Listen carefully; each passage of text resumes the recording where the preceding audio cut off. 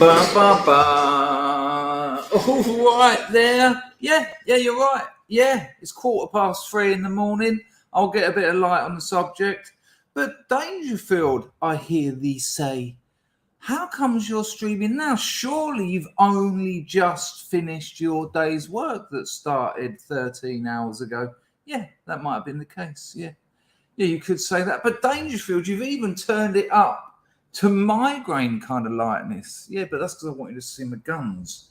Look at the guns on that fucker. Look at those neck muscles. Look at the fucking hell, man. What you doing, son?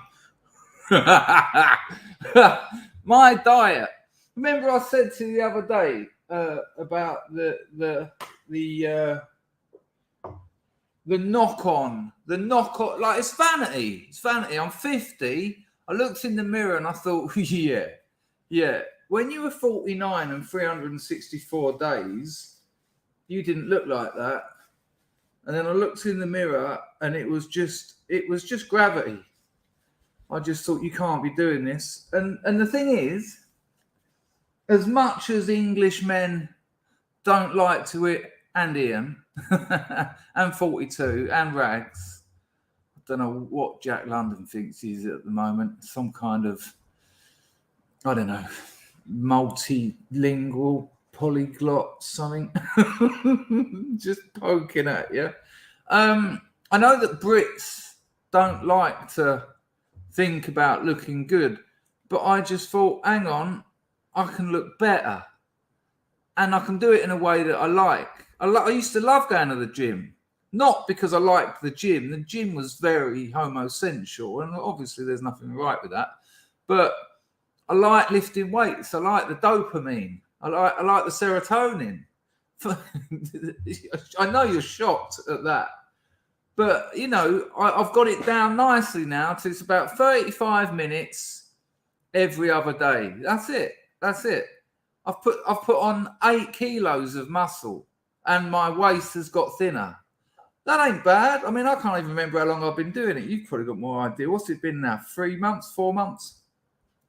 But the knock-on effects of that, the knock-on effects of just wanting to be able to present myself physically in a way that better than what I can from being a slouch. So you've got the health effects of just being stronger. It started because I couldn't do that yoga pose, which I'd done yesterday. Maybe I'll sort out a photo. Because I didn't have the arm strength. I didn't have the arm strength to pull off a crane. I will show you it again, because then when you see the photo, I know I told you this before, but I think this is really important. This is the sort of things we do here. We talk about improving ourselves, but none of these people are any good at it. Oh, he's doing it. He's doing a marvelous one. He calls it the crow, but I've always called it the crane, or the other way around. I always mix it up. Doesn't matter. Look at this. This is a very good. This is perfect. I don't think I've ever seen, apart from my own. Yeah. This is the perfect crow pose ever. So this is how it started. Jessica, you're wonderful. Raven.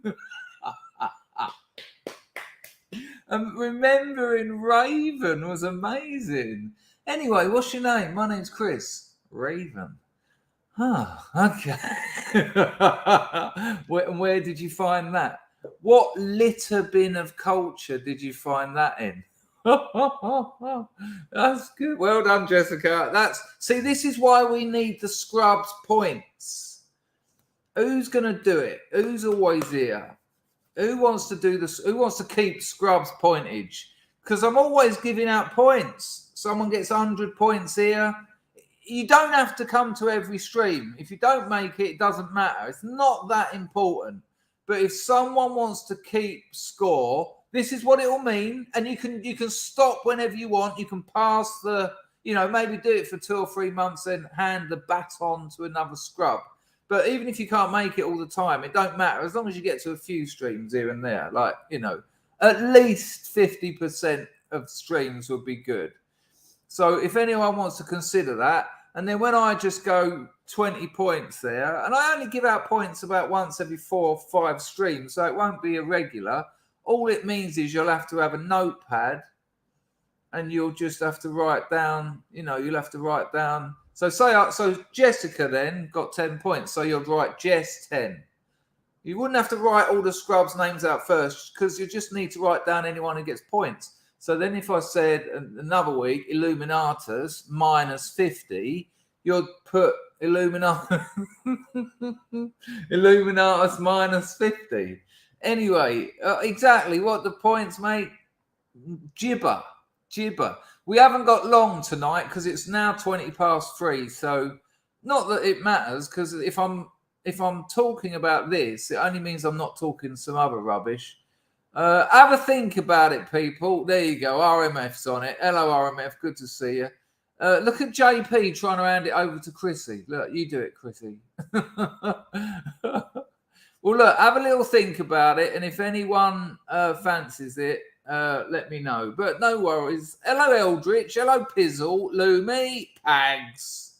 Jack London. 42. Look at everyone passing it over. Look. Who said that? The boy Cray. Cray's saying that Pizzle's good with numbers. I don't know. Is that a little in joke I don't get there? The Golden Book. I've got it here. Well, you know what, Rusky? There you go. There's your answer. I'll do it. I'll do it.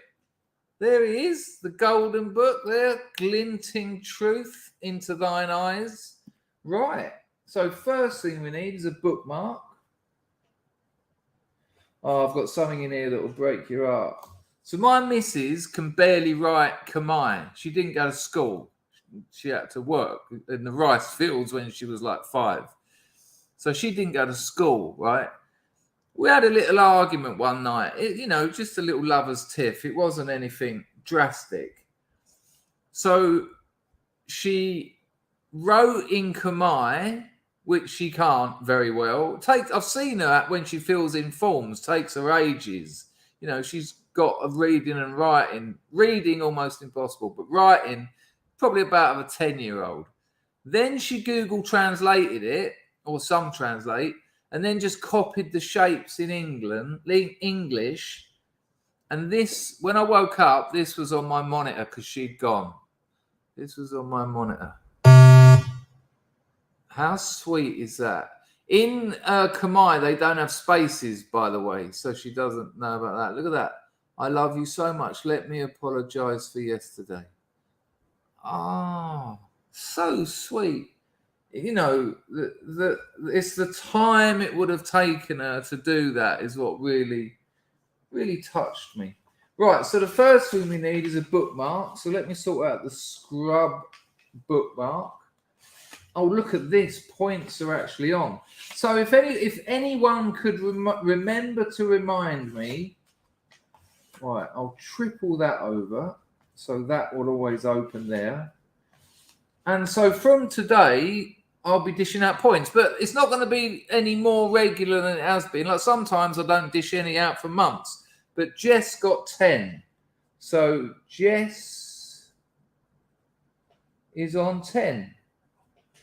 And so the scrubs pointage has started.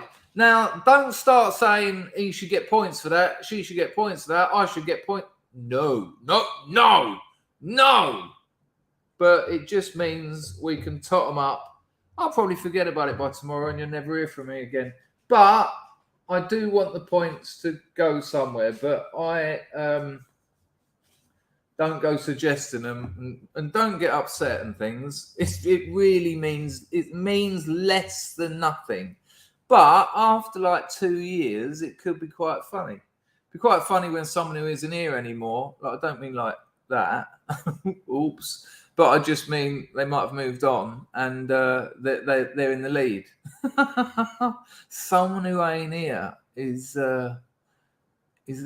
winning. So yeah, you're in the lead. You're in the lead by 10 whole points. Hello, gaffers. Nice to see you, son. Been a while. And you, Salmon. I'll do it, Chris, first. Go on if you want. I think we've just sorted it out, Paul, but that's very kind of you to offer. But I think it makes sense if I do it because I'm doing it, But that was very kind of you, Paul. You obviously wrote that before I went through all that nonsense, and Chrissy suggested it. I'll do it, people. Don't worry. I'll get on it. David Brooks, Gryffindor, 100 points. I don't even know what it means. Are you new here, David? I recognise the name, but I know her. Oliver Brooks. Actually, his old man. We used to call him Puff Daddy. His dad used to smoke loads of weed, and we thought we were hilarious calling him Puff Daddy. It's going, ain't bad. Charlie Sparkles, 42. Glenn Gooner. It's a bit of a sign-orama on the old football, isn't it? Hello, Manny Moo. Good to see you. Jer. It's been a while, Jer. It's been a while there. Hope you're all right, Jer. Rusky says that about 10,000 points, you get 10% off the novel. That's about as, those kind of points are about as good as what we were talking about the other day, the Benson and Edge's benefits or something. Nice to see you, Jer. Nice to see you, Lumi. Hello, Hack61 it's the odd timing, isn't it? That's why I've managed to get the likes of Jer. Haven't seen you for ages, mate. Hope you're well. Good to see you. Hello, Rob. Did I actually say hello to you, Gemma D? D. Did I ever get your name wrong? I don't know where it come from. Will you be here for 50% of the streams? Oi, I see what you've done then, you cheeky little Chico. The truth will set you free. People just clip their own points as you give them and keep their own score.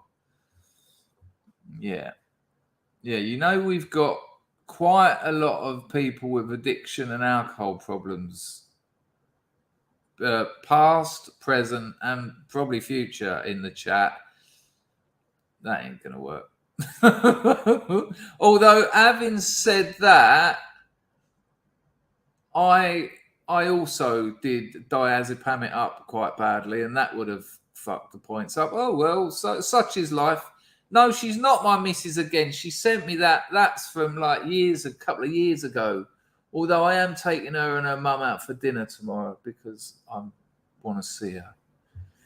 But no, she's look, it's all over the place here. Look, Mrs. again, Melvin X. Good to see you, Melvin. Picard. Don't forget, have you just bought 100 points, or was it from your very good gag the other week?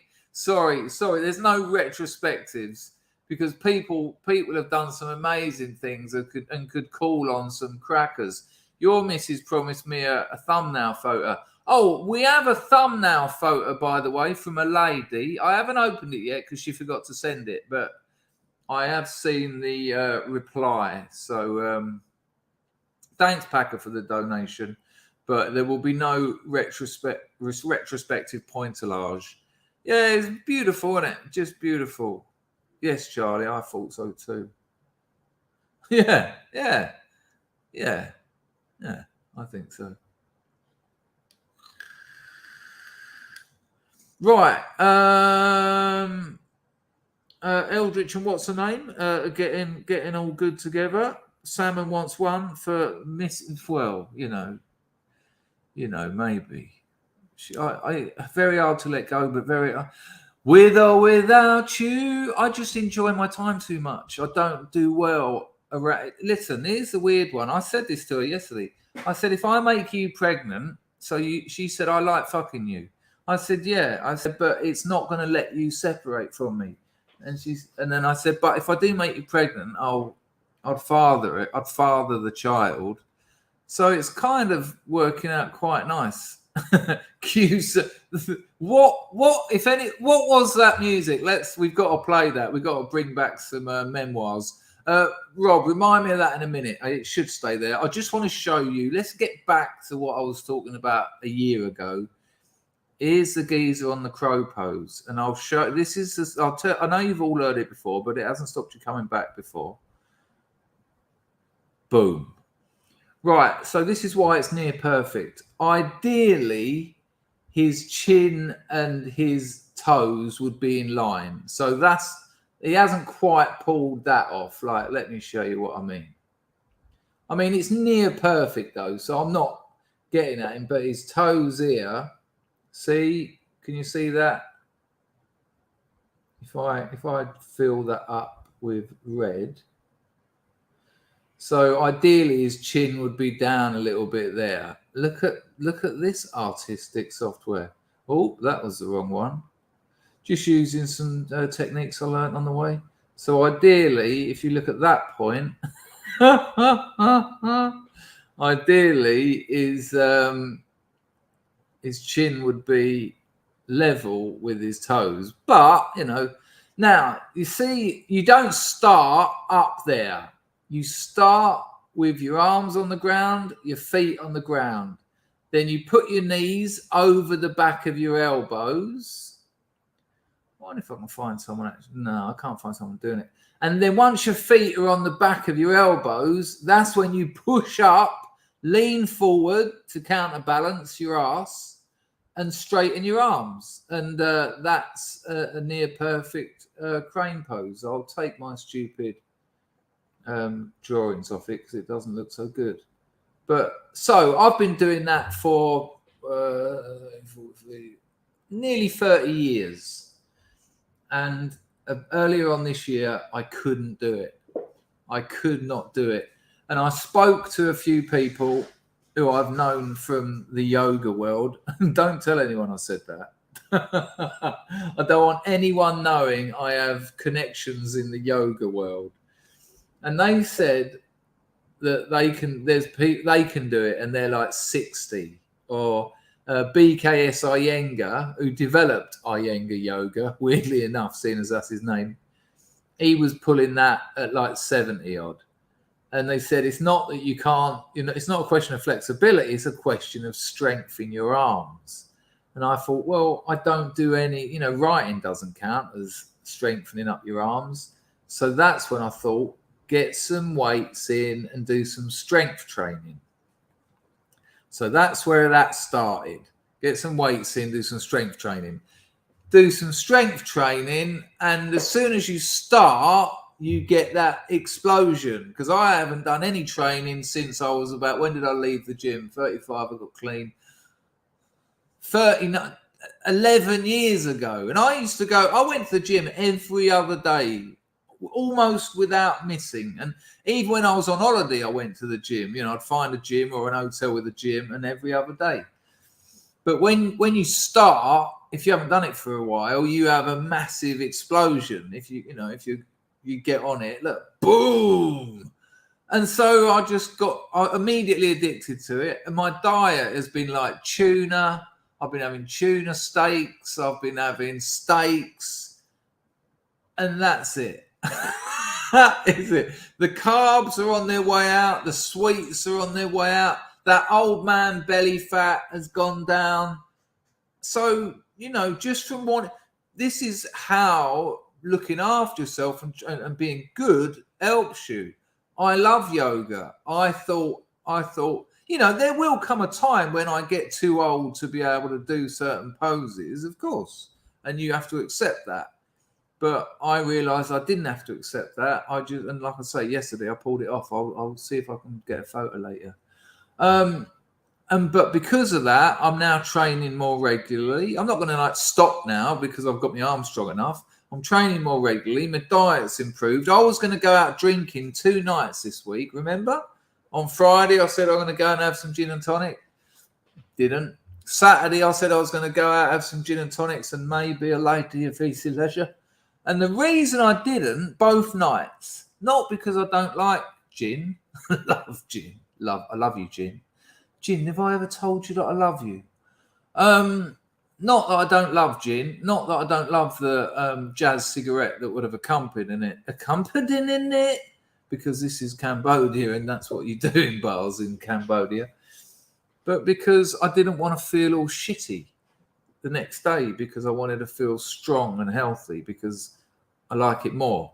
So that's not to say I won't ever drink again or smoke jazz cigarettes, or who knows, maybe one day I'll have an ecstasy tablet or 17.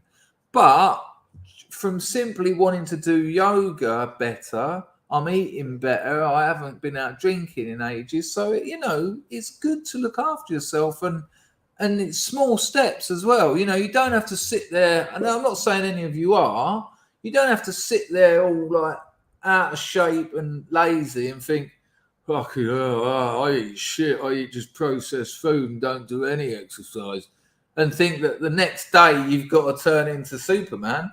No, you can make a small decision. You can just go, you know what? I'm going to stop eating processed food. I'm going to cut my processed food intake in half. And I'm going to cook with whole foods myself for half of the time. Simple. Just get into the habit of that.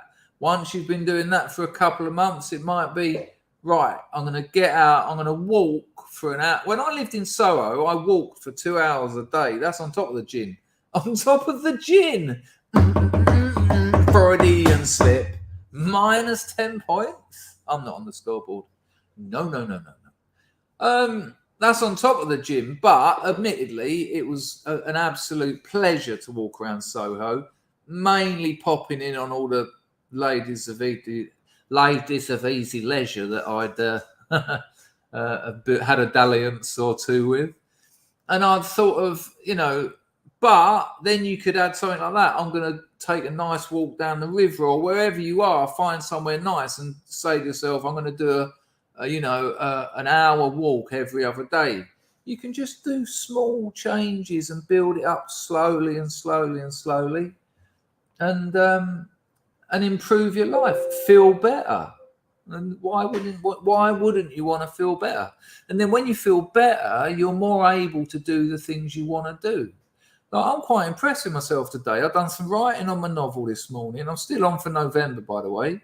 I've done some writing on my novel. I've worked all day. I've done a video for another project that I'm working. That it's a marketing thing, and I literally just stopped, had something to eat, and done this. And it's now 20 to 4 in the morning.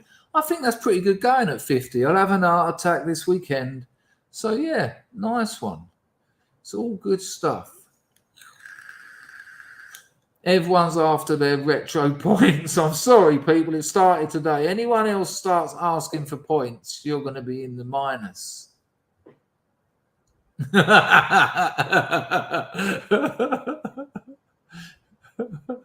There you go, Emma G. Yeah, you get minus point. Look at the hoofafar. What is it? Hoolala? I can't remember. Kufar.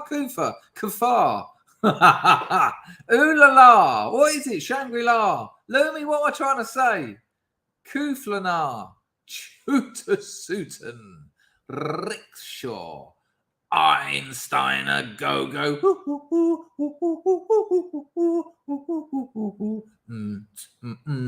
Moves on to a higher plane.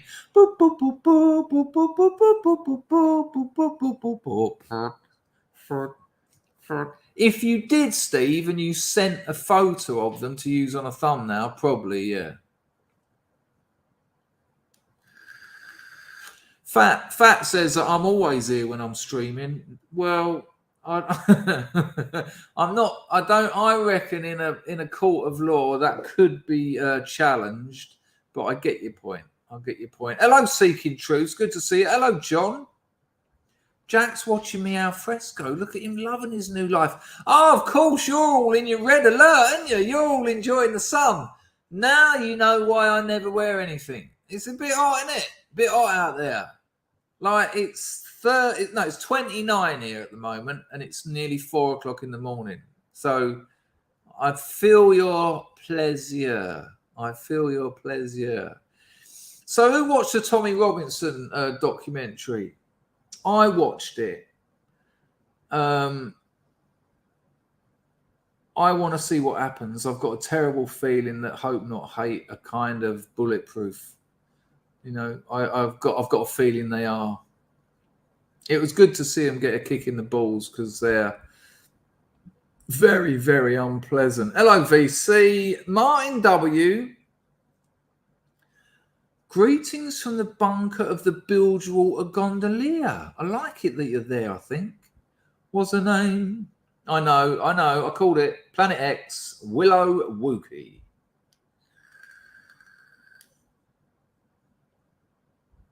The Truthful Threat 33 said, I meant the video clip button. I don't know what it means. Hello, John.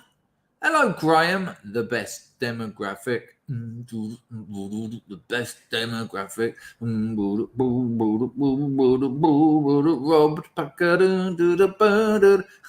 Points for donations. Oh, hang on a minute. What's going on over here? Talking about donations. Entropy needs a bit of adjusting. Stephen Campbell's dropped a 10 spot. 50 points, Stephen. Where's Steve Campbell's 10 spot? Have I missed it? Well, I've not even got there. The old Boston Crab. I've dropped a Boston Crab into my story. It's in my novel, isn't it? Skagless and Bible Black. Oh, Rags! Rags! Didn't Simon Bates have a breakdown live on air during our tune because he split up with his wife? I didn't know that, but didn't everyone in England have a breakdown because of our tune? Right, for our American and other brothers and sisters, let me tell you what Simon Bates' Our Tune was, right? So we're talking about 1983, correct me if I'm right. 1983, Radio 1. They kind of had the monopoly on the British wireless scene. And, you know, Mike Reed, hi, and welcome to the Hit Parade. It was, you know, proper 80s radio shows. And Simon Bates had like a midday show, I think, if I remember rightly, about 11 till 1 or something. You know, middle of the road as fuck. You could not get more MOR than Simon Bates. And he had a regular feature in his show, right? And they'd go, okay, and now this is this week's Our Tune. And this fucking music would go on like, I'll play that in a minute, right? And then he'd read out a letter that someone had written in. Now, no due diligence. I was sure. When I got a bit older, I started thinking people are lying. These are just too dreadful. And it would be things like, Simon. And you've got this horrible music going, really melancholic, right? And it'd go, I married my first love when we were 17. We met when we were 3 months old in the ICU next to each other. We had a great life, 3 kids, dog, husband was doing well at work, everything was going good. And then my legs fell off. Vartan Our Tune Bates. Then my legs fell off. The doctors sewed on new wooden ones. I was like a pirate, but twice as much pirate as the usual one. Life was okay for a while until my daughter was smeared all the way up the M25 after running out into the road because she didn't like her ice cream. We got over that until the whole family got cancer and died. And you'll be just at home like eating your Marmite sandwich and orange squash going, this is hell.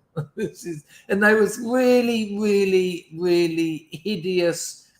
My life is the worst you've ever heard stories. And then right at the end, they go, so please, Simon, could you play Our Tune for my dead family and me? I'm just an eyeball in a brain in a little box of formaldehyde at the moment. And then suddenly it'd go, and Our Tune is Centerfold, J. Giles Band. My memory is sold. My angel has just been told. Angel is a centerfold. You'd be like, what the fuck? But the actual Our Tune music was just you knew that pain was coming. Look at this. 91? Nah, I was well younger than that. That didn't start in 91. That must be well old. Yeah, look, they've actually got some real Our Tunes on it. Should we hear one? Should we? I can't believe it was. I wasn't listening to that when I was 21. Never. Not on your Nelly. Right, here, hang on. Is this one or is this a real one? Why are they all 11 minutes long? I thought they were like about 5 seconds.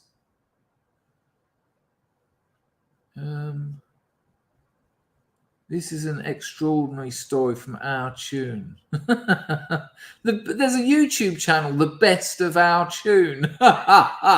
Here, I'll show you. Check it. Look, there's room for everyone on the internet, let's be honest. The Best of Our Tune. How many times would you, what are you doing later? I want to go home and listen to some really sad stories. So here, I'm guessing that this is one story, but just to give people who didn't know what it was a little, I'll play a little bit of it and we'll see. Let me know you've got audio. Hang on.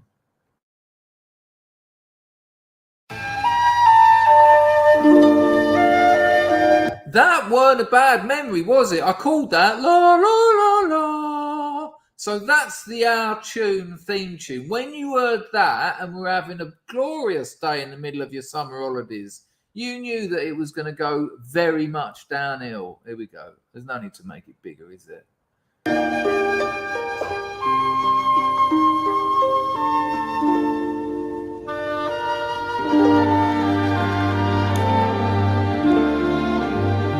Where's Campbell's Don't Ask Sharsted? Listen to it. So depressing. Stephen said, I also love yogurt. Oh, yoga. Sorry. I also love yogurt, though, as you know. My favourite pose is sitting upright, spoon in right hand and phone in left hand. Oh, there you go. It's a little joke from you. You can do better than that, Stephen. I'd let Manu get away with that and possibly Lumi, but no, because I think more of you, Stephen. I'm not gonna be polite about that. It's awful, terrible. Vertec, Bonoff. What's wrong with the names today? Bontoft. Bonoff now, whether you like it or not. Just Kate. Thank you, Stephen. Machana Kadana. Right, let's see you'll see how sad this gets. And the cloying voiceover. He wasn't quite dead, just nearly. Yeah. Can you still hear it? One thing I haven't done this morning, or certainly not enough, is to thank Daryl Denham, who's been sitting in on the breakfast programme and ruining his own social life over Christmas and New Year. And I am grateful. He did a terrific job. In fact, apparently he did too good a job. We'll fix that. It's 20 minutes to 9. Our Tune. You know the address. It's simon.bates@smoothradio.co.uk. We also run alongside Our Tune. I don't know whether Funk Bob, are you new in these parts? That's quite a funny joke if it's in relation to Our Tune. Simon Bates done the great replacement Our Tune. We used to have a wonderful country. Tune, an Our Tune forum. The object is for you to be able to say whatever you want to her through the Our Tune forum. It starts really when she was 18. Here we go. She'd grown up in what she thought was a happy home in the south of England. And then Mum developed cancer. Oh, there you go. Look, the big C straight away. Hello, Mouse Cat. I mean, how random was that? Hello, Matthew. Hello, Marzipan. Fuck. How random was it? Always cancer. He said it. Look, I'll play it again. Could you still hear it? It does need sampling. A drum and bass sped up version would be predictable. Someone's probably already done it. I'll tell you what, I'm going to go straight through the audio so that I don't have to keep turning it down and all that to ruin it. So you should just be able to hear it going through here. Glenn says, we used to listen to this cack at work and people would be in tears. Ha ha, I hated it.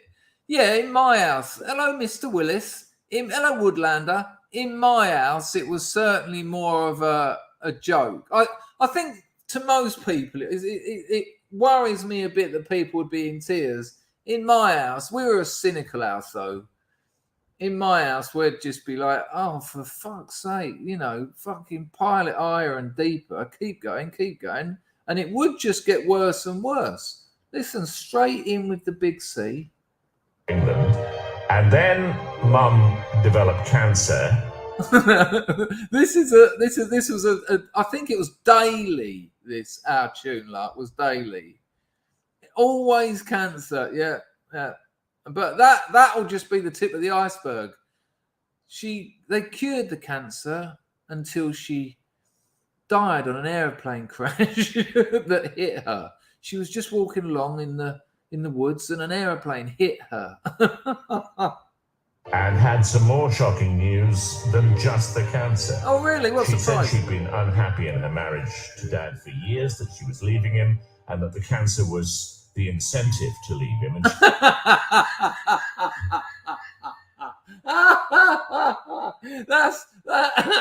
that has blown my world apart.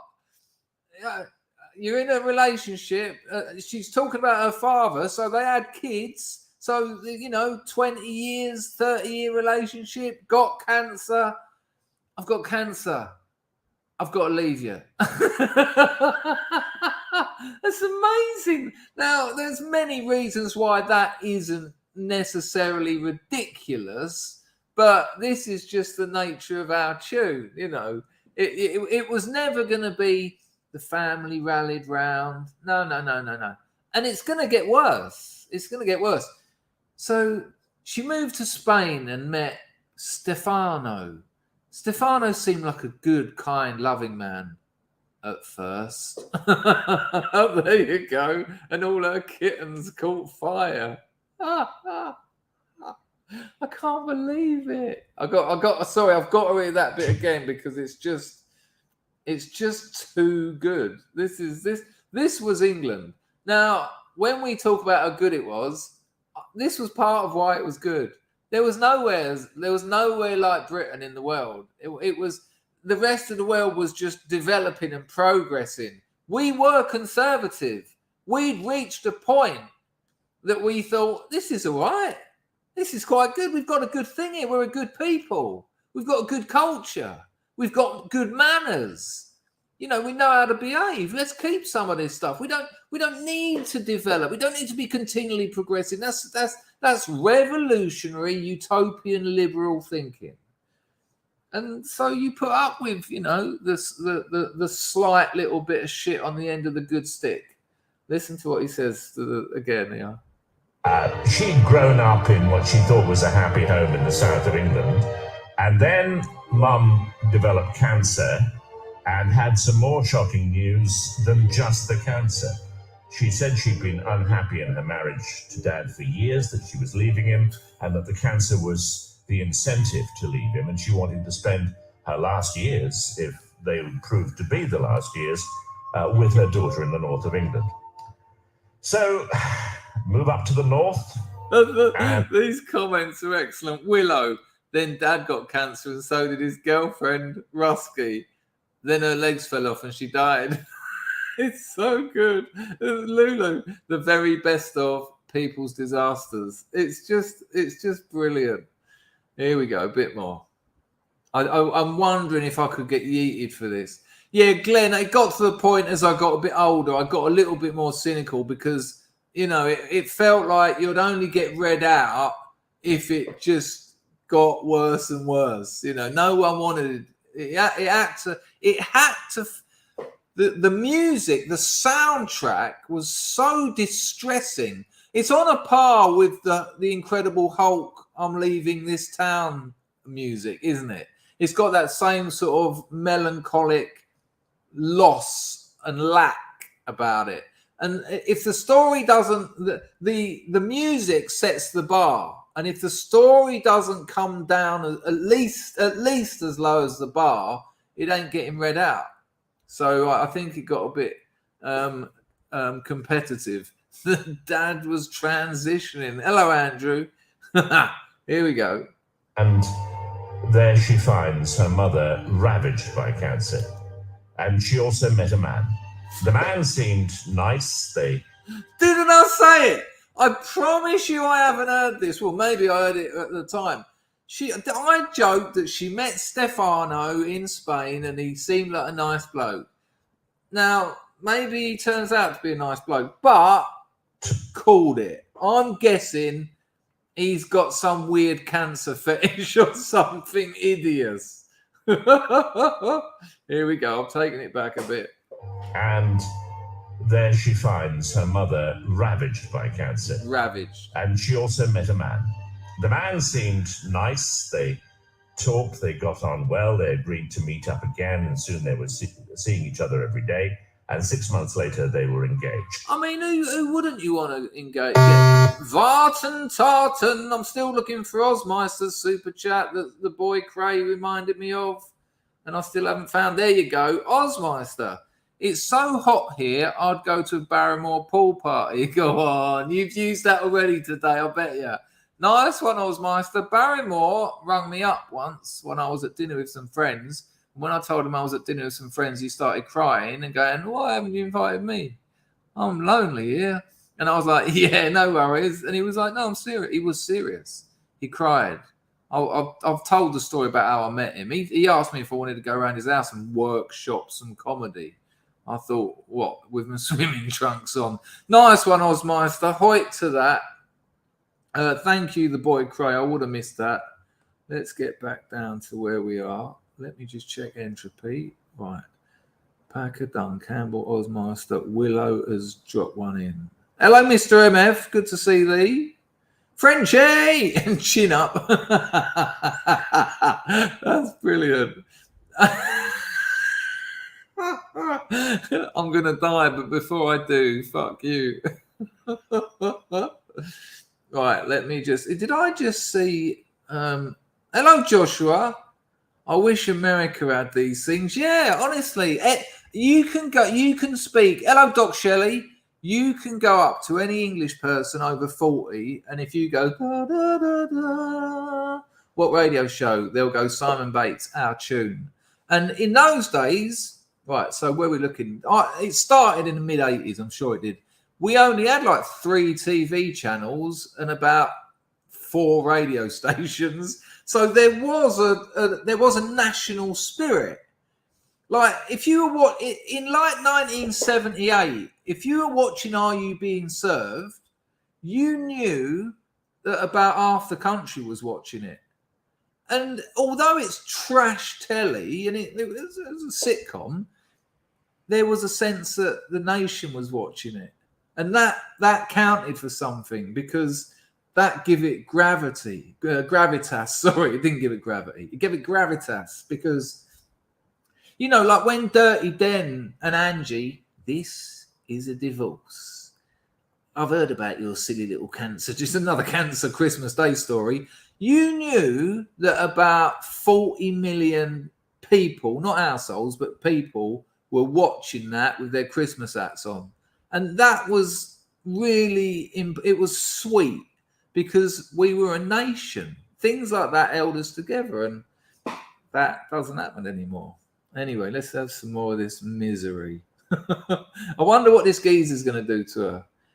He got the cancer too, but then they killed their children. When she was engaged, she discovered that she was pregnant and the wedding was rushed ahead. By which time... Cancer baby. Look at Graham. Oh, hey, man. I'm on the edge of my seat here. Hang on, we've got cancer, babe. What's going to happen to it?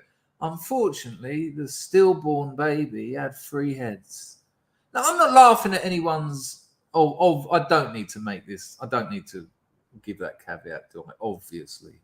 Mum had the cancer return viciously. Hang on. I'm sorry I just keep interrupting, but... viciously. He just woke up every old bloke who managed to fall asleep and not face the grim reality of getting old then. Check out how loud he says it. And aggressively stresses viciously. Mum had the cancer return viciously and was in a wheelchair at the wedding. She kept saying right up to the moment that they got married, she kept saying to her daughter, "You don't have to do this." But the wedding went ahead and Mum died 3 months later, leaving the subject of this tune absolutely bereft and probably unable to deal with anything. Certainly for 3 or 4 months after her death, life changed a great deal. A baby was born, a little boy, and then 2 more children. And you would think that that was a happy family unit. I'm forgetting who's had the kids and all that, but that last line was a bit... hang on. So the mother died in a wheelchair, marrying someone, or did the daughter have cancer? But they've had kids. Listen to what he says. Listen to the ominous line he says here. And then 2 more children.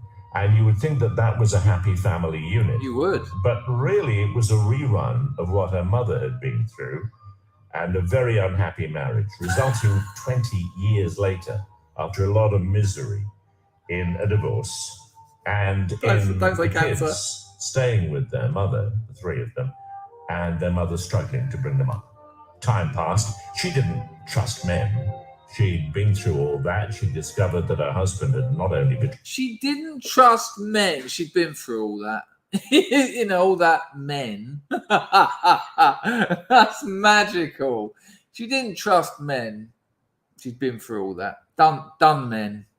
All the fucking same, aren't they? Trader, but also had a violent streak in him. And so she didn't want a man in her life.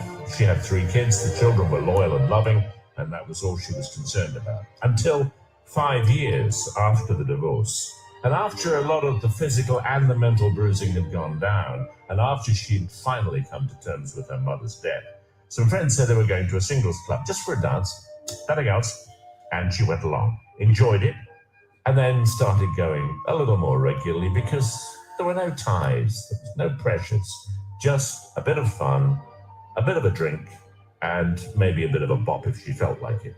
And she met the man, inevitably. And you can look straight at your radio. Right, surely it's going to get good from now on, surely. And say, yeah, I know what happened. She fell in love. For people who don't know, Peter Sutcliffe is the Yorkshire Ripper. He was this nutter that said God told him to kill prostitutes. It happened in Leeds. A lot of it happened where I was living around the same time. Right, at Leeds, there was a women's bus. So that if there was a party at the Leeds Uni, the women could get a bus home.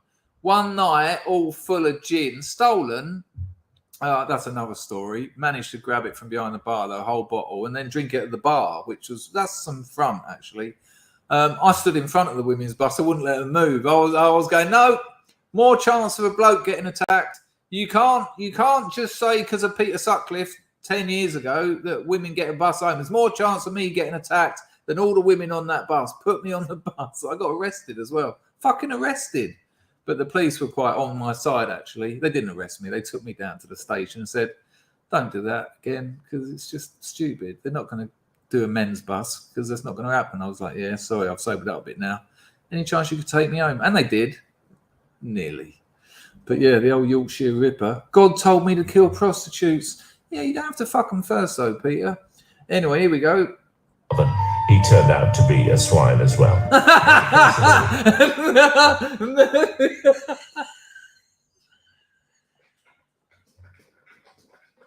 Swine. Let's take it back. A bit. She done all that, but then she went to the old singles club, found someone. He turned out to be a swine. A swine. Particularly because there were no ties, there was no pressures, just a bit of fun, a bit of a drink, and maybe a bit of a bop. No way. The actor probably all those gamma rays, Willow. Nice one on the Danasha Tutu. Cheers, Willow. She felt like it. And she met the man, inevitably. And you can look straight at your radio and say, yeah, I know what happened. Well, that's why you go to a singles club regularly. Fell in love and he turned out to be a swine as well. Not the case at all. Oh, no. His smile lit up a room, really. He was kind, he was loving, nothing was too much. Had strontium 90 for teeth. Trouble, and she found herself learning to trust again, learning to love as well. And she realized that she, when she was 18, wasn't in love at all. This was love, this was concern and care for somebody else. And they went out for meals. They had holidays together.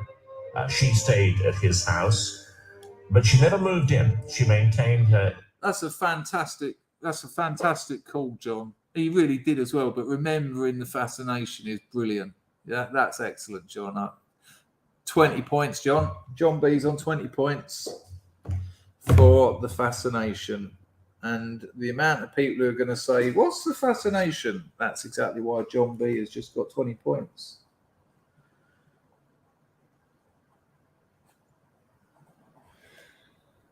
Yeah. There you go. It's all there. Lovely. Good call, John. Good call. MF, Tito. Right, let's continue. I'm worried that it's going to get good now. We ain't here for any of that. Independence, though they were a couple, and she found total happiness, where they shared everything, where they didn't live in the same house, that they stayed with each other, and where they had confidence. Hello, Edward. And after a couple of years, she started to notice that things weren't quite right. He began to have panic attacks, and then he began to forget things. Cheers, Lumi. That was it, an hour ago. What people might say were senior moments. He's got Alzheimer's or something. Bless you, Simon. Can you imagine? This is just shocking. Senior moments. He shit himself. He was shitting himself. That's the only reason you would say senior moments in that context. He started shitting himself when they were out. It's madness. He began to have panic attacks, and then he began to forget things and have what people might say were senior moments. The doctor said, don't worry, it's only depression. Here's a few pills, go for counselling, and he did all that. But she felt there was something else there. Shit in his underwear. Sorry. A year went past, nothing changed. And she pushed the doctor a bit, and the doctor said, okay, fair enough. Maybe a few tests would be a good idea. And they went to the hospital, and the results came back. And the results were a total blow. He had Alzheimer's, which was absurd because he was only 55.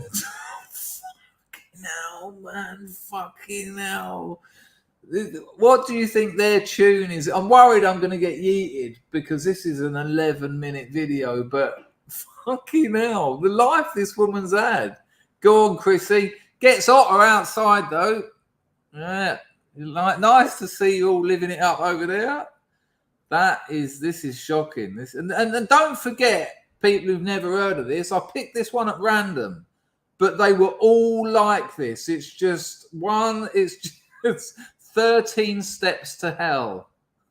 And then right at the end, it'll be, so in honor of my 17 dead husbands, can you play our song? Night Flight to Venus. What the fuck's going on? And that seems so young.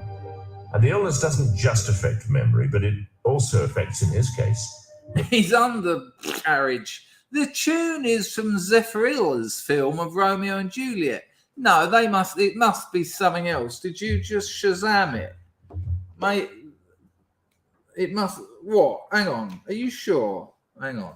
Oh, it's good. Okay, I'll take your word for it. I'll check it later. Good call, Page Unknown.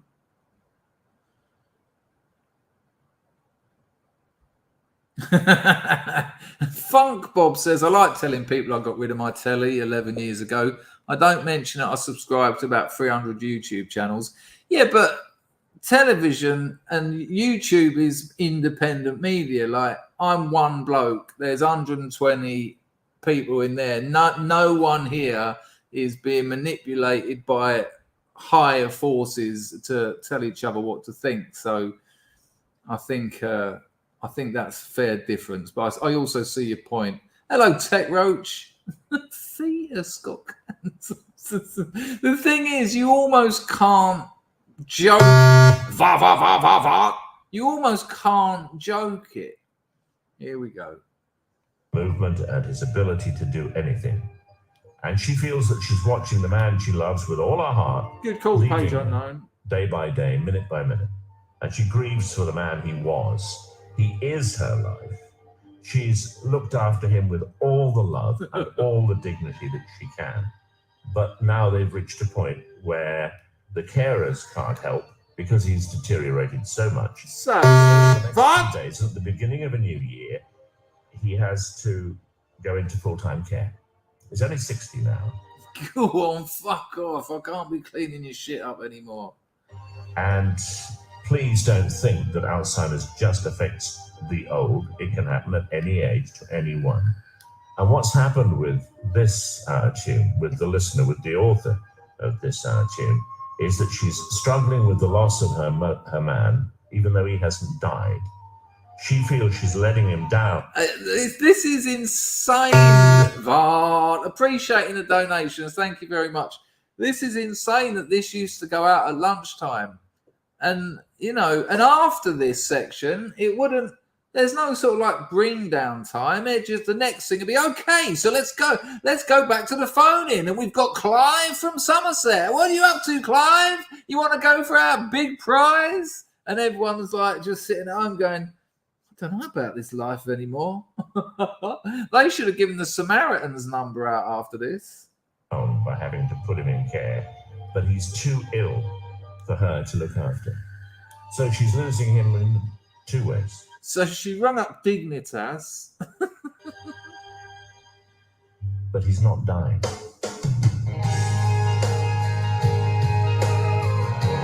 I'm assuming this is their tune. What is it?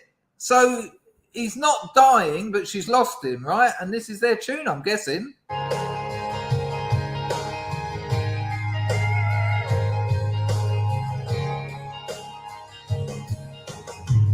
I didn't look over my shoulder. I wasn't ready for this. Didn't see the signs on the horizon. I was so sure. Right, I had to stop it. I'll get yeeted. The music, their tune, right? So her mum died of cancer. She had 3 kids. Her husband beat her mum up. Her mum's husband beat her mum up. Her mum got cancer, died. She had 3 kids. The husband shit himself, got fucking care homed off. And their tune is My World Is Over by Kenny Rogers. That's it. That is it. That was our tune. And I just want you to hear the end of it. So we'll get to the end of the song. Oh, he's still going. My World Is Over. I bet the kids love that. Thanks, Mum. But I want you to hear, if it's on this, I haven't heard this before, I want you to hear what Bates says at the end. Too ill. Here you go, here you go, here you go. Duncan. Oh, Duncan.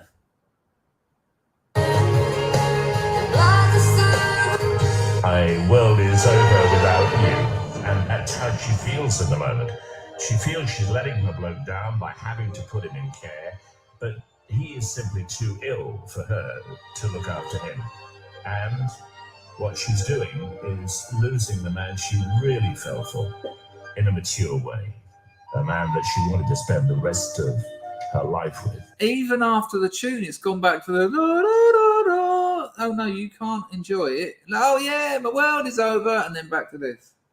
To a cruel that doesn't kill, but gradually extracts the personality from the guy she fell in love with first time round. That's our tune. You might want to put a posting on the Our Tune forum. If you do, just go to smoothradio.co.uk.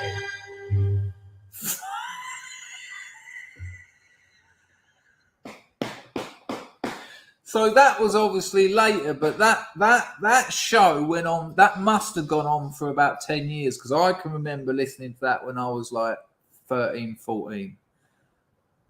And that was it. And then it would just be back to normal radio. Like just, fuck them now. We've done that. We've managed to rinse some sadness out of someone's horrific life. Right, let's catch up on some donations because that was just absurd. I might have to do a regular Our Tune, you know. That was rather good content. When I've only got, because it's now 4:15 in the morning, I've got to go shortly. There's something else I want to show you before we go. But I might do a regular Our Tune. I'll listen to a few. I'll get one that's just beyond reality, and we'll just do another little we'll do another little listen together. JP says, Barrymore phoned you because he was lonely. You do have a bit of a gay vibe at times. I would have just gone for the lols and the drugs. Yeah, but that other fella went for the lols and the drugs and he ended up getting bum raped to death. So, you know, And I'm a little bit greedy around a bit of free lols and drugs. And so, you know, but no shit, he did.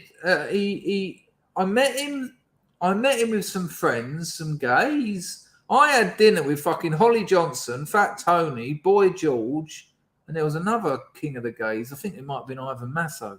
It was the gayest table in the world at some charity event. I was doing stand up there, and I think that's and Bazza. So it was like the gayest table, and I think obviously after I'd done my bit, he started talking about comedy, and he said, "Yeah, look, here's my number." And I was like, I sort of clenched my ass together.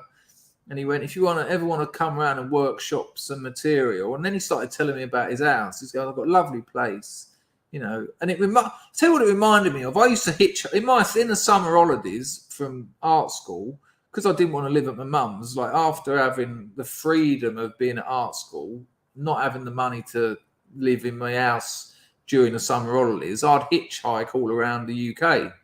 Went up to see my brother in Scotland once, at Edinburgh Uni, Manchester. I used to do all the university towns, done Cambridge. Cambridge and Oxford were great for birds. So was every town, to be honest with you. Rarely did I have to kip out. I just used to bed birds. York was a bird central. Leeds, of course, but get in, get out quickly. Why am I telling you this? Oh, yeah.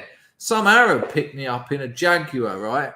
He picked me up on the slip road down onto the M4 away from Heathrow. And he went, okay, so where you go tonight? And I was on my way to Totnes, weirdly enough. And I said, I'm going. It was about 8 o'clock in the evening, so I was pushing it a bit. I said, I'm going to Totnes. He went, I don't think you get to Totnes tonight. Ominous. Ominous comment. I said, nah, I'll be all right. I said, if it comes to it, I'll sleep at a petrol station or something. And then he went, why? And now remember, I've got dreadlocks, good ones. They weren't plaits. They were big, and dirty army clothes. I look like a homeless. That's it. He went, why don't you come stay at my house tonight?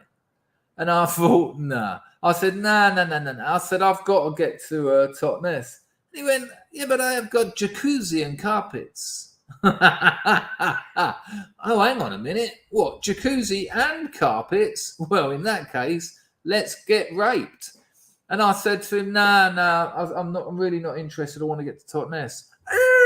Stop the car, open the door, get out. Why you think I'd pick you up? Get out. On the hard shoulder, walking along the hard shoulder. Old Bill picked me up. What are you doing walking along the hard shoulder? You're not allowed to walk along the old hard shoulder. I told him what happened. I said, maybe you should go looking for a Jaguar, black Jaguar, about 20 minutes down the fucking M4.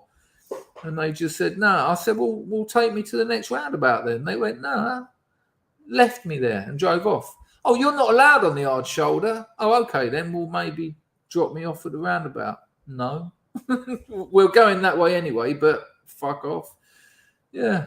It reminded me a little bit like, I can't remember what reminded me a little bit like that now, because I'm all over the shop. Barrymore, that's what reminded me of that. When he started telling me about his house, he was going, oh, you know, I've got this lovely big living room, big oak table. Oh, okay then. Well, you sold me on the interior design. Let's go. There was no chance I was going around Barrymore's unaccompanied. But then he got, as John said, the fascination, and he kept ringing me. And when you're like in Dartford, that's quite funny when you're with your Dartford mates. And then I go, Michael Barrymore. And they're all like, I go, loudspeaker, Bazza! And it's him, all right? You all right back there? And mental. And then I tell you, I was at a restaurant. I had 3 mates come down from a rehab I went to. One of them had done time for all sorts of hideous things, like hard cunts, right? And I said, Barrymore, done the same trick, put the phone on the table, pressed loudspeaker. He went, what are you up to? I said, I'm out for dinner. Well, where was I? Lovely. Tito's, I think it's called, weirdly enough, Tito. It might not be called that. Someone might know. Japanese restaurant. There's one on Brewer Street and there's one on Old Compton Street. They do this lovely teriyaki chicken and rice in a box. I can't remember the name of the restaurant, but if you can ever get up there, that teriyaki chicken in a box is fucking, I could murder one now. Anyway, so I said, yeah, I'm at whatever it's called. It's something like Tito's. And he said, oh, okay, so am I invited? And I thought he was joking. And I said, well, we're already eating. You know, there's 4 of us here, well, 5, including me. And I didn't think to call you. And all my mates just going, and he went, well, I'm just sitting here on my own again. You're out having food with people. I thought he was joking. I went, you'll be all right. You know, come on, man. I said, I'll ask you out for lunch or something next week. He was going, I don't know if I'll make it to that. He said, don't worry about it. And just hung up. I haven't spoken to him since. He's probably dead. There you go. I think I did miss a couple of super chats. I certainly heard them vart me out of this world. Hello, Mark. Nice to see you. Did someone just ask me if Barrymore had a fanny? I'm going through these a bit quick. Nice one, Picard.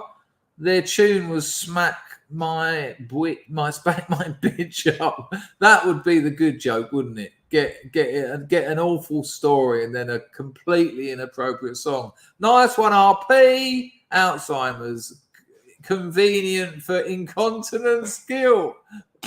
Oh, sorry, I forgot about poo.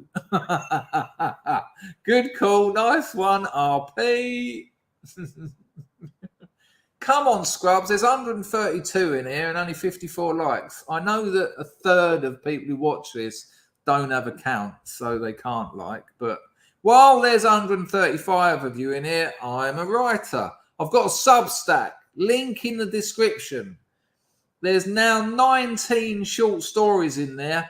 And the one before last is called Skagless and Bible Black. Is the first teaser from the novel I've been writing for 5 years that will be out in November-ish. He's already moving it. He's already moving those goalposts.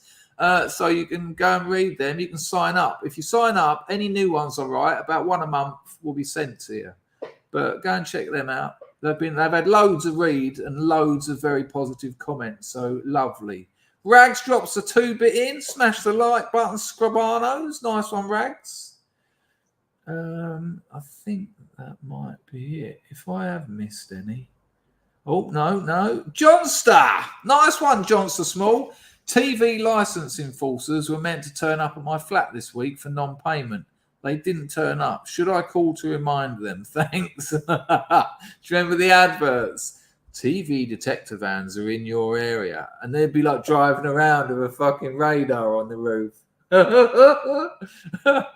I'd advise you... have you even got a telly, Johnstar? It's a good gag, though, man. Whatever the reality in there, it certainly got me giggling.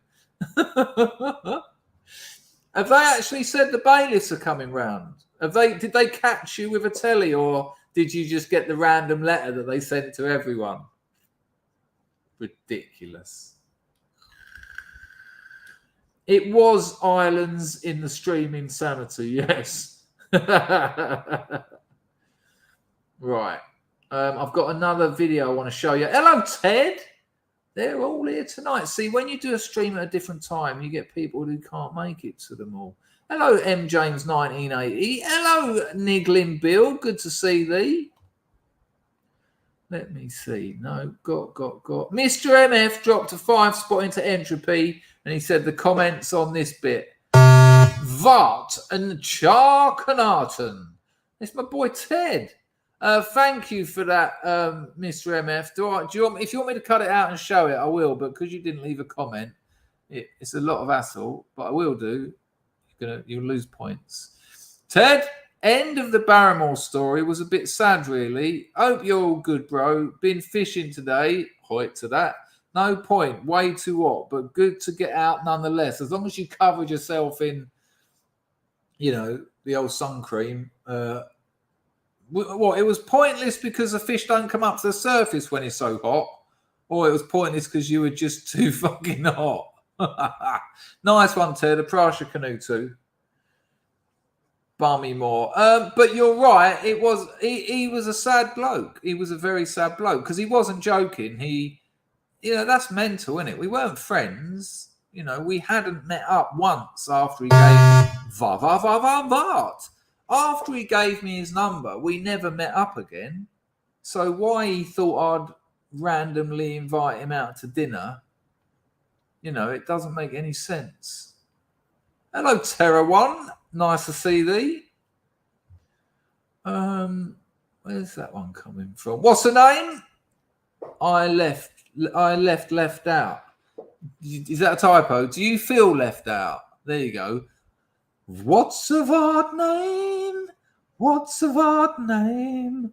What's of our name? I hope that made up for it because it made me feel awful. Dislike buttons on the firm. Not one bite all day. Is that weather related? Please do sign up to my Substack. It's a good way of helping the channel. It really is. Hello, there are 4 lights. That could mean so many things. There are 4 lights says, I bet the Barrymore story has a happy ending, really. Yeah, that's got many levels of, I don't know. Mark always liked him. He was a great performer. And look, all jokes aside, that Stuart Lovell thing, Barrymore was set up. He was absolute. The media aren't going to let that drop, are they? I mean, I was the only straight in the village in Soho. Look, when you're having dinner with fucking Boy George, Fat Tony, Ollie Johnson, Barrymore, and Ivan Masso, 5 of the gayest gays in the entire gaydom, you get to know a little bit about that world. And like I actually, it's wrong of me to put words in their mouths, but let's just say I spoke to a lot of gays about that situation. And what they said was that Stuart Lovell, whatever his name was, knew full well what he was up to, filled himself full of drugs, went to a gay sex party and died because people do die when they take too many drugs. That's it. And it was all put on Barrymore. Barrymore wasn't charged with anything, was he? But it was a bit like, it's at your house. So he actually got done for having a party. Which is a bit cuntish. Or should I say analish? What's the name? Can you please read it again? I'll just say what's the name many times. What's the name? What's the name? What's the name? What's the name? Billy says that Stuart, was it Lubbock? I thought it was Lovell. That makes more sense if it was Lovell. Lustall. Stuart Lubbock died of anal fire extinguisher insertion. Or either way, that's not something you can, you've got to sort of let people do that. It's not something people can necessarily do to you. That's it. Yeah, tarot. Do you know it? Lumi, do you know did you look it up? Did you look it up or do you know it? Do you know the chicken teriyaki on rice in the box, the bento box? Fucking, honestly, people, serious tip. There's one on Brewer Street and there's one on Old Compton Street. The one on Old Compton Street's downstairs, so it's a bit hard to see. But the one on Brewer Street, easy. When you get to Randall and Auburn, which is the seafood restaurant on Brewer Street, which is right by Wardour Street end, walk past Randall and Auburn. It's on the other side of the road, about 20, 30 metres up, Taro, and ask for the chicken teriyaki box. It's going to cost you about £6. Well, it did 5 years ago. Fucking wonderful. Honestly, just the best chicken teriyaki in Soho, if not London, if not England, if not the world. I want one now. What's the name? I'm just saying it for you now. Joshua says the fish sleep when the sun's out. Do they? No. Ted would know not to go fishing during... No, not everyone only goes night fishing, do they? No, I used to go fishing during the day. Night fishing deserves a quiet night. Right. I'm going to play something. Lumi, do you know tarot or did you do some weird stuff? Dangerfield, he had a patio chair leg up his Gary. Yeah, but you know, I still think he probably asked for it. Who knows?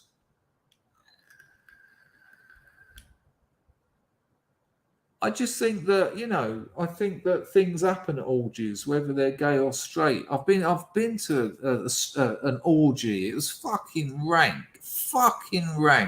It was only the sulfate that got me there, and thankfully, it was the sulfate that it was the heroin that got me out of there. I thought I need to calm down. This place is gross. There was like 2 hot birds there, about 5 absolute munters, and about 10 geezers, all after the hotties. And it was like one of those sort of posh jobs. What was his name? Oh, probably shouldn't say.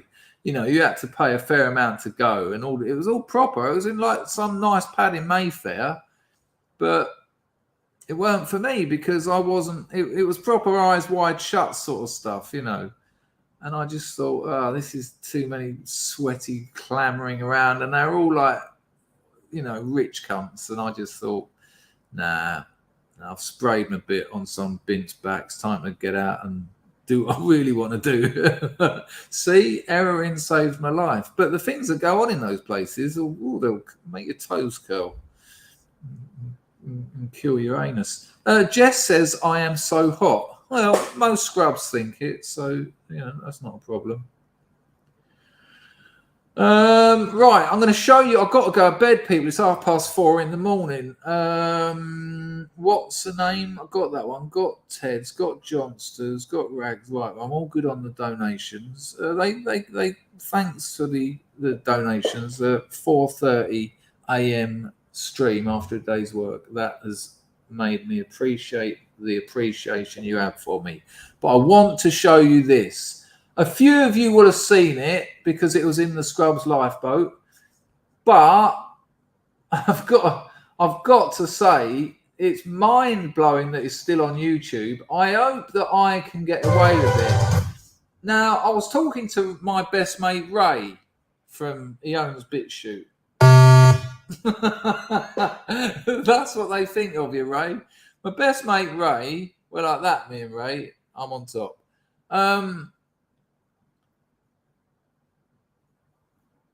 I was talking to this video about Ray. This was uploaded onto YouTube about 10 years ago. And it's still there. Fuck knows how it's still there. Pay attention to what they say. There's a lot of little jokes in there, a lot of sort of weird details. And there's some even in the little bits of writing, read it all. I can't quite believe this is I can't quite believe this is still up on YouTube. Hello, IJB. 2:30 California time. That's why it's working nicely for our American brothers and sisters. It really was, wasn't it, Planet X? Me and Ray from BitChute. I'll clip that little bit and send it to him. Nice one, IJB. Nice to see you as well. So, I don't know how this is still on YouTube. This is from The Onion. They're a satirical news channel. What? They're a satirical news channel. Nice one, Jer. Here's some dosh for your wedding pot. You can people still think it's coming. I've got to knock her up first, I think. If I can't, I think I'm firing blanks, man. I've done myself too much damage. Well, that's because I've been up and early I've been working since 11 o'clock this morning with no breaks apart from for food. So I'm now on fumes, which isn't great. Jer, thanks for that, mate. And I've got a funny feeling if you sent those things off, they're probably at the UK address by now. That'll be coming over in a couple of weeks. And I'm very much looking forward to it. Jer, I ain't seen you around here for a bit. I think you emailed me, explained why. I hope you're doing all right, son. A nice one on the 10-bit, as always. Oh, I said hello to you, Mouse Cat. I acknowledged your presence, but I don't think I put you up on the screen. Look at Billy. Look at single Billy. He's afraid of marriage. You're an horrible cunt sometimes, Bill. He's afraid of marriage. No, I'm not. How about I'm not? Ted. It's crap for fishing in this kind of weather, I think. But it's also very tempting to go out all the same and just be down by the river when it's so nice outdoors. There you go. Okay.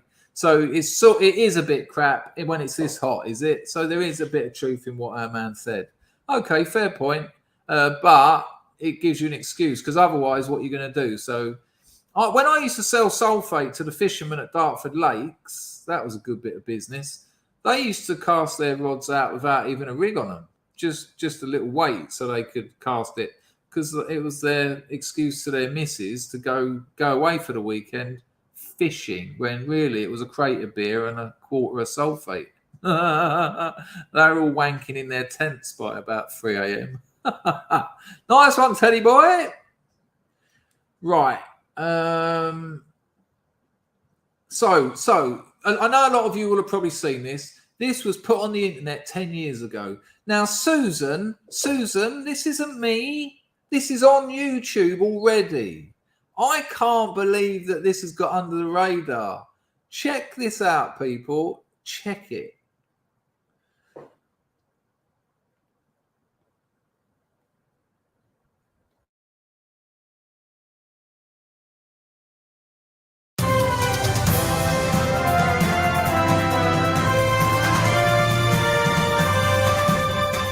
Later on in the hour, tips for stretching out your vagina without having a baby. But first, in today's tough economic times, money stresses can really be overwhelming. Yeah, but help is on the way. Author Christine Eckert is here to show us some exercises to reduce stress. Hi, Christine. Good morning. Hi, Jim and Tracy. Christine, I'm so glad you're here. I'm about ready to snap. She is. The first thing we're going to learn about is problem visualization. Okay. It's a simple method for reducing stress by assigning an image to represent your anxiety. Well, that sounds simple enough. Okay, the first thing I like to do is imagine my money-related stress as the most disgusting, terrifying creature I can think of. Okay. I like to imagine an ugly, greasy little creature with a hooked nose and oily black hair. Oh, he Ugly is little- scary. I call him the Grabbler because he's a greedy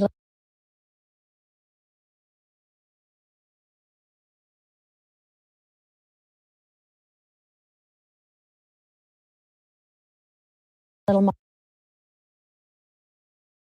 I can think of. Okay. I like to imagine an ugly, greasy little creature with a hooked nose and oily black hair. Oh, he is scary. I call him the Grabbler because he's a greedy little monster who wants to grabble up all my money. Ooh. Now close your eyes and picture the Grabbler. Okay, there he Now is. think of all the problems your Grabbler is causing. He invented interest rates like the ones on your credit card. Oh. He's taking the jobs because Grabblers only hire their own kind. I just want to Oh. get rid of Now him. imagine the Grabbler slowly disintegrating like a pile of ashes blown away by a purifying wind. And now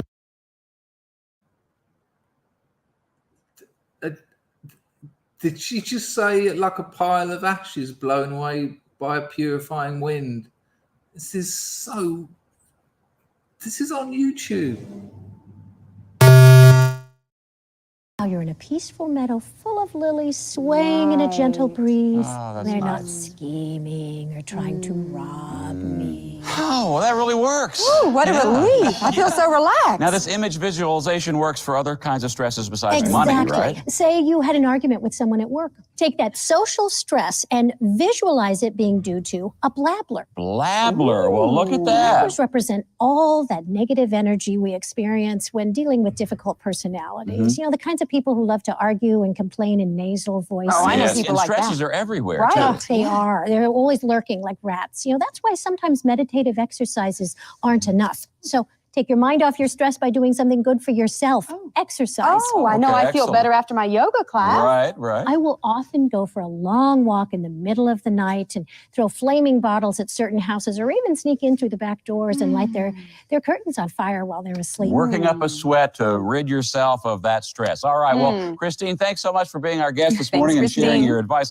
Everyone should check out Christine's new book, The Solution, Kill All the Grabblers, and it's available in bookstores now. And when we come back, why you don't have to wait until after you're 40 to have sex after 40.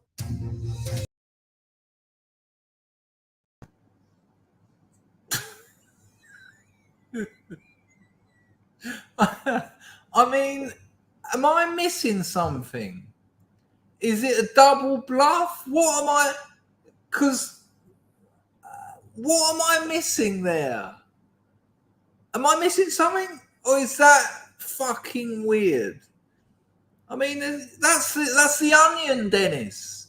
That's the onion, and that's been on YouTube 11 years. Maybe it's just flown under the radar, but the comments are on, and you know they're. Thank you, Stephen. What I don't know what based means, and I don't know what you're referring to or anything. Nice one. Yeah. I mean, I know about the internet and memes and things, but it's hello, Hans. Good to see you, mate. That's a bit. Yeah, I'll give you the link. But listen, the description said, overcome stress by visualizing it as a greedy, hook-nosed race of creatures. I'll show you. Hang on. Yeah, look, if you can see it. Overcome stress by visualizing it as a greedy, hook-nosed race of creatures. And that was uploaded in 2010. Now, and I'll tell you what, you can imagine what the comments are like. I'll give you the link so you can spread it around and obviously tell people to get rid of it. But here's what I said to my best friend Ray from hello Charlie, my best mate Ray from BitShoot. Hang on. Billy dropped £3 into Entropy. Show me on the doll where the gays touched you. That's quite good, Billy. Dusk and dawn is best for fishing. Serious question. Did the gays ever molest you? Not the magician when you were of age. No, I've not had a gay molest me apart from the magician. I don't think he was a gay. I think he was just a paedophile. But I don't know whether I've never considered whether paedophiles are gay or just paedophiles or both. I'm not sure. But no, the gays didn't, because that would be sexual assault. I've had women. I've been raped by a woman as an adult. That's absolutely happened. Problem was, it was marvellous. So that causes a few questions. Some more varts coming in. I've really got to go to bed. I'm tired when I'm bedding out at the biggest grift tsunami I've had in a long while. Oh, hello, The Last of Us. Good to see you. Where are these Danash? Hello, Picking Gas. Nice to see you. I'm going to link it. RP. They missed out on the Snigler. There you go. Well, there you go, Spike. That's what is strange about it. Nice one, RP. Did I miss any more?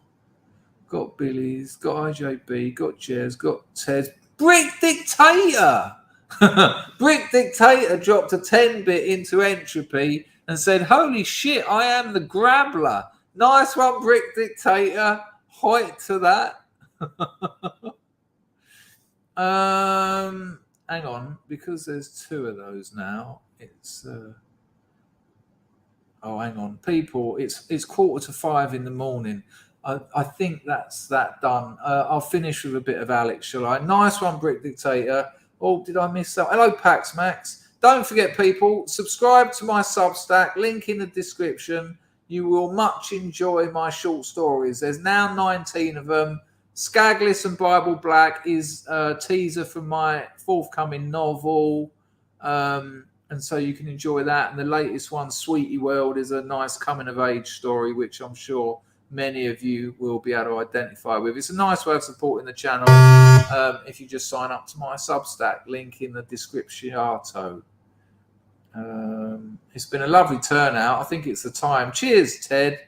Get your head down, our kid. Yeah.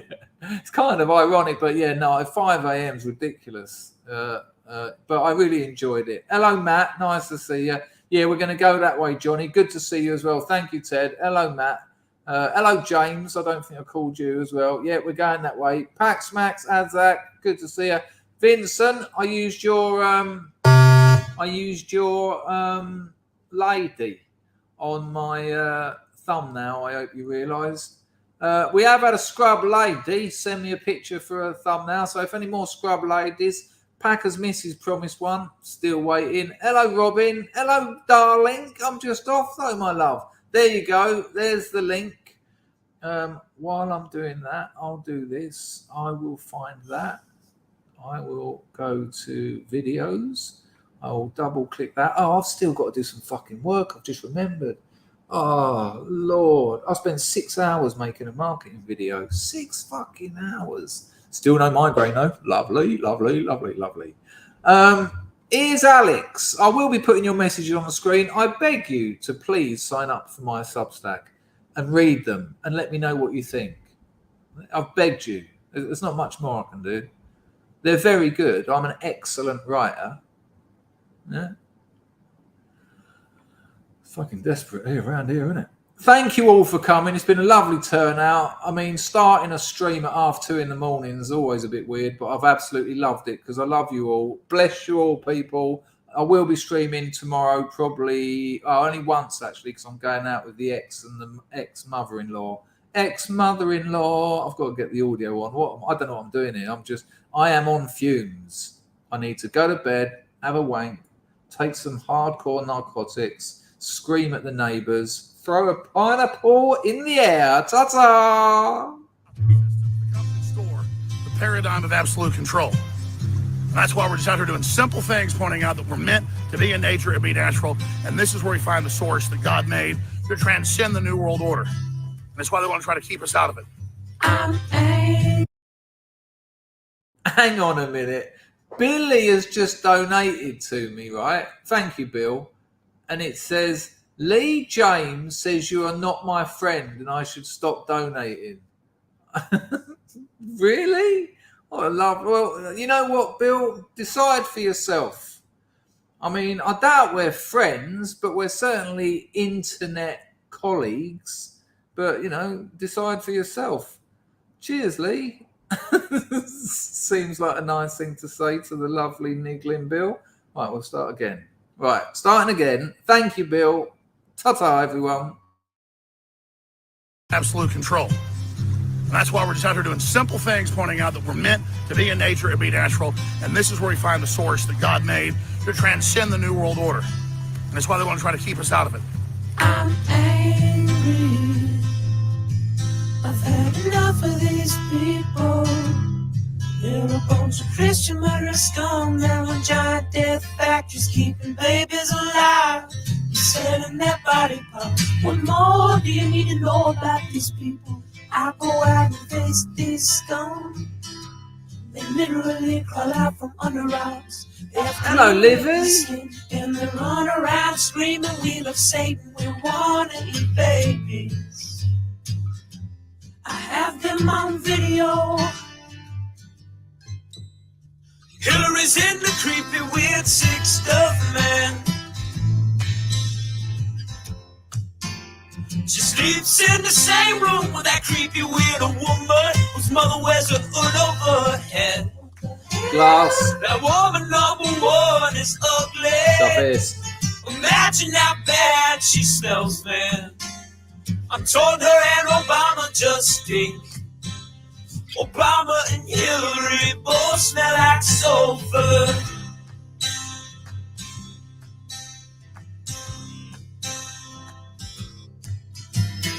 In a room, vampire pot, and the goblins are hobbling round, coming after Crazy. My spirit gets Thank you, close darling. to that evil, and I feel it go.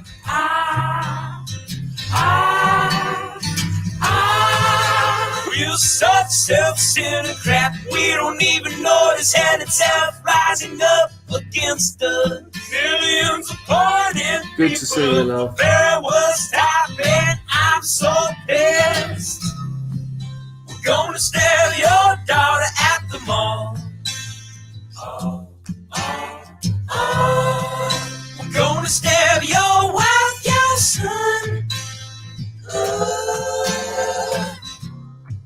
We're gonna stab you with a butcher knife, and then the police chief is gonna say, we love our Somalis, we love our Muslims. Oh, they're so good, oh, they're so sweet.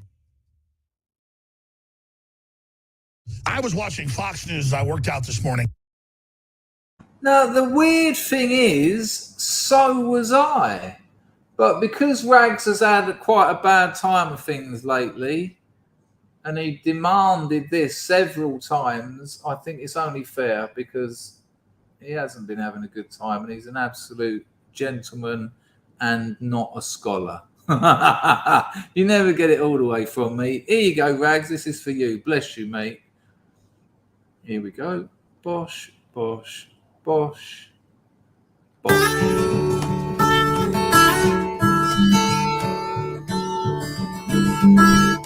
See you, Ian.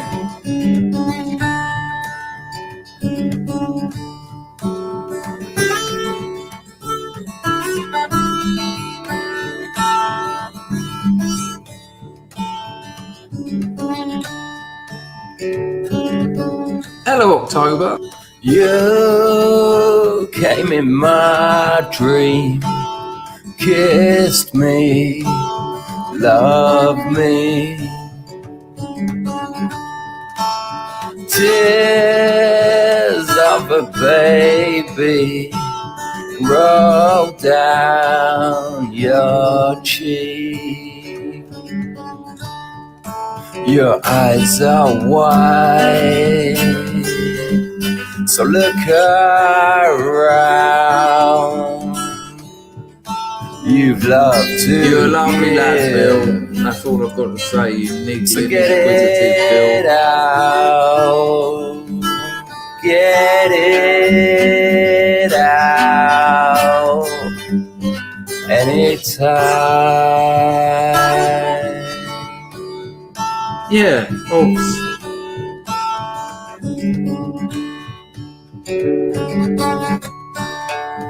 Love sits beside me. I feel complete. You came in my dream, kissed me, loved me. Your eyes are wide, so look around. You've loved to give, so get it out. Get it out. Almost. Anytime.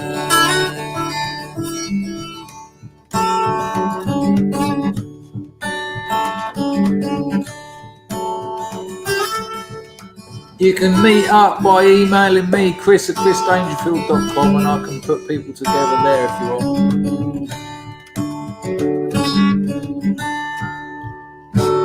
Speaking of which, if you could ease up on emailing me like your favourite songs and things. I had 170 odd emails this morning, if you include work. And, you know, occasionally it's nice to get just something you like, but it means I'm not there for people who've got drink and drug problems or, you know, it's just tiring going through loads and loads of emails of people going, I saw this on the internet last night. Yeah. But, you know, everyone's free to email me if they want, but I like to have the time and energy for people who need a bit of attention. And I just deleted a load today because it's just getting ridiculous. What a lovely note to end it on. Go on, piss off down your own end. Something's going to be fucking light here in a minute. Hoita!